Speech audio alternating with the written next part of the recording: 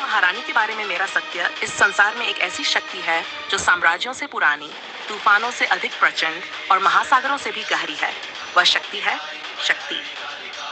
मैंने उनके बारे में सीखा है, उन्हें जाना है और समय के पार उनकी उपस्थिति की गूंज को महसूस किया है।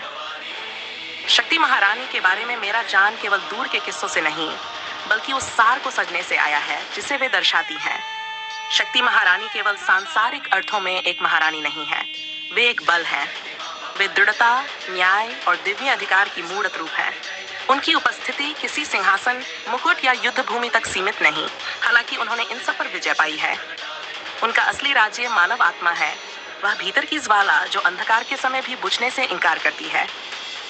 शक्ति महारानी को जानने के साथ ही मैंने व्यापक रूप में शक्ति को भी पहचाना। शक्ति कोई एक व्यक्ति नहीं एक जीवन काल तक सीमित है। वह ऊर्जा है, गति है, परिवर्तन है। वही सृजन का कारण है और वही उसके निरंतर रहने का कारण है। जो सच में उन्हें समझते हैं वे जानते हैं कि शक्ति केवल पूजने की चीज नहीं है, उसे जिया जाता है, कर्म के माध्यम से व्यक्त किया जाता है और सम्मानित किया जाता है। शक्ति महारानी को जानना उनके और दिव्य सत्री शक्ति के अन्य रूपों के बीच संबंध को पहचानना है। उन्हीं में से एक है वैष्णवी, अष्टमातृकाओं में से एक वीर योद्धा और रक्षक। वैष्णवी विशेष है क्योंकि वे विष्णु की पालन करने वाली शक्ति को शक्ति के अजेय बल के साथ धारण करती हैं। उनका कार्य है संतुलन, एक हाथ में करुणा और दूसरे हाथ में निर्णायक शक्ति। जितना अधिक मैंने जाना उतना स्पष्ट हुआ कि शक्ति महारानी और वैष्णवी एक दूसरे से अलग नहीं है।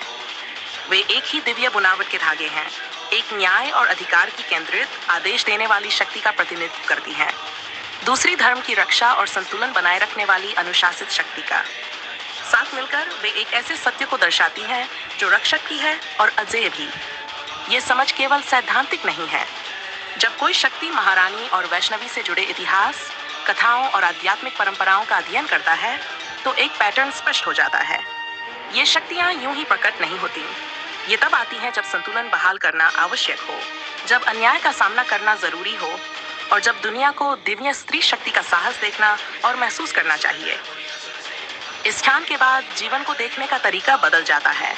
चुनौतियां अब बेतरतीब नहीं लगती, वे स्पष्टता और उद्देश्य के साथ कार्य करने के अवसर बन जाती हैं। शक्ति महारानी और वैष्णवी के गुण मंदिरों तक सीमित नहीं, वे उन लोगों में जीवित हैं जो सत्य, न्याय और साहस को अपनाने का चुनाव करते हैं। मैं उनकी पहचान का दावा किए बिना उनका सम्मान कर सकता हूँ। उनके किस्सों को जानना, उनके सार को समझना और दुनिया में उनके कार्य को पहचानना ही पर्याप्त है। मेरा ध्यान अधिकार नहीं, सम्मान है। यह एक प्रतिबद्धता है।